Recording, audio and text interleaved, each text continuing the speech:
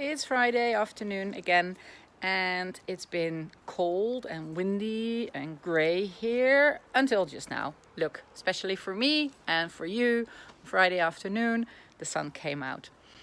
And let's have a little look what is going on in the garden, and then I actually want to share something I haven't told you about yet, and those are my worms.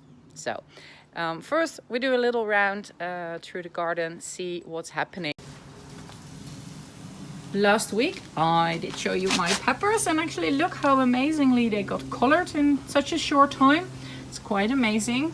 Yeah, maybe with a few more days it would actually turn them really red. Otherwise, of course, as I said, it's getting emptier and emptier, although my lamp lettuce is actually now sprouting pretty good. The Swiss chard did come up strong, so that is really nice. What else is going on? Let's have a little look. Oh, my kale. Look, last week we did cut one away because we can only have one, but obviously I've been spilling some seeds, you see? So these are now actually also growing here. We can't have that, so take them out. And also pretty amazing. Look what we did last week. We did put in garlic, remember? And here, it's the first one coming up, actually. And actually here is the second one already. So they are kind of like really quick sprouting, or at least 2 out of 9. I don't think there is anything else coming up already. No, those 2. Those are the 2 actually already sprouting. So that is like in a week time. That's quite amazing actually, and it's cool. So then, I don't know if you saw it, but I've been harvesting the first radishes last Wednesday for lunch. And while the pak choi is just going on, while we have another round of Swiss chard, or for my Dutch fans, it's a snijbeet. We have another round going, really nice. I really like it to kind of like chop the stem, well, say a thumb thick slices, and then tear apart the leaf in like 3 parts, and then stir fry like spinach. That's really nice. And then you can of course combine it with all kind of spice combinations. Just first you glaze an onion with a teaspoon or a teaspoon and a half of whatever spice mixture you like. So that can be a curry, it can be like ras al hanout, it can be masala, garam masala or tiki masala. You put that with the onion until nice aromas start to emerge, and then you put in the chard and you just quickly stir fry it, and you have a lovely vegetable dish to go with meat or poultry or fish, depending of course on what spice mixture you use. So like if you use like the more northern African mixtures like ras al hanout, I would combine it personally with meat, like a stew or something. If you use a mixture like tikka masala, of course that is really nice to go with poultry. And then if you use maybe a combination of cardamom, coriander and fennel, and maybe some lemongrass, you can really nicely combine it with fish or with shrimps or things like that. So, of course, as for the time of year, that's pretty much it that is going on here. But as I told you, I want to show you my worms. So I have my this ultra easy urban gardening system. Actually works with the fact that you take out the vegetables, so you harvest a plot, you add some compost, and then you So again, so I am making my own compost, and as you see, it is pretty full by now. So I have to kind of like harvest a lower part, like the bottom part. We're gonna harvest, and then we're gonna go, we empty that and we put it on top again so that we can fill it again. I actually use this tower, which is from a Swiss brand.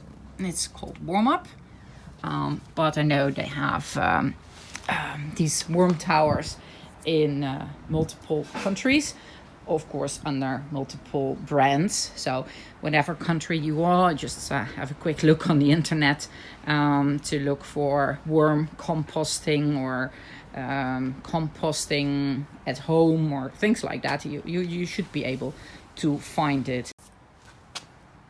So look, you can see I lifted 2 levels. I did put it on the lid, and now you can see this is amazing compost. It's like totally natural warm poo, and I love it. So I'm gonna take out, you know, they're always left, you know, look, that's an avocado kernel. So of course it takes them for ages to digest and to compost that, but that's not a problem. We throw it back on top, and we give them another period of time to process.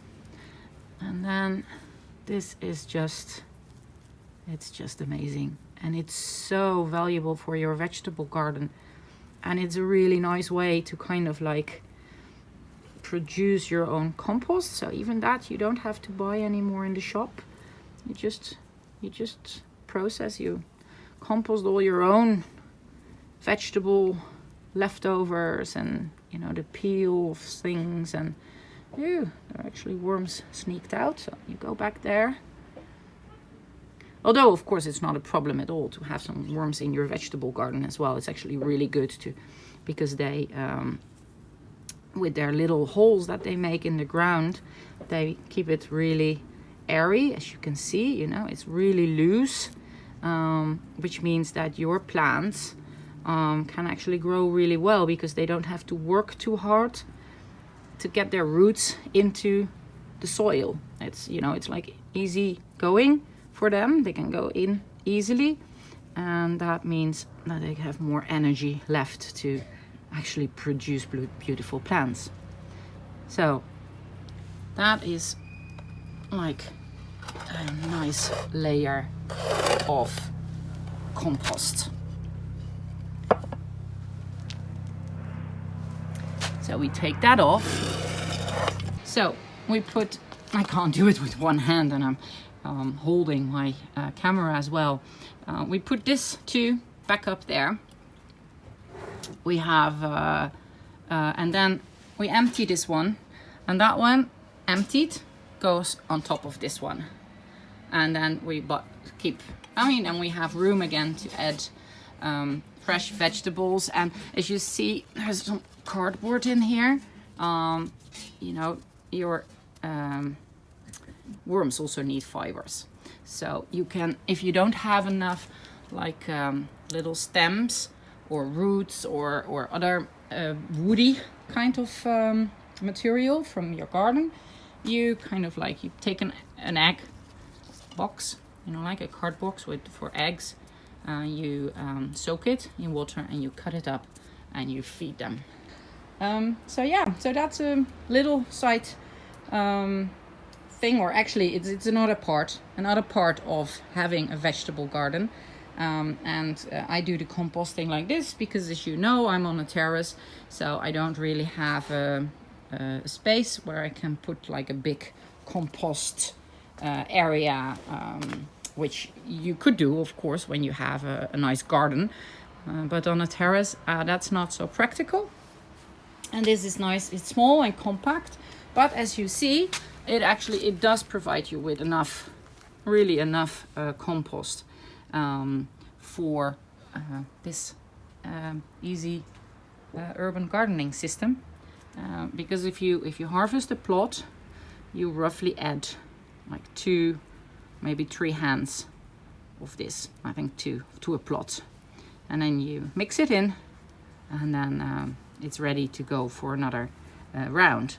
And as you see, you have 3 layers in there, so you keep on rotating, you keep on harvesting this amount of compost relatively regularly, so that gives you enough.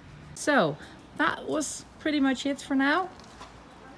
Not much more actually going on.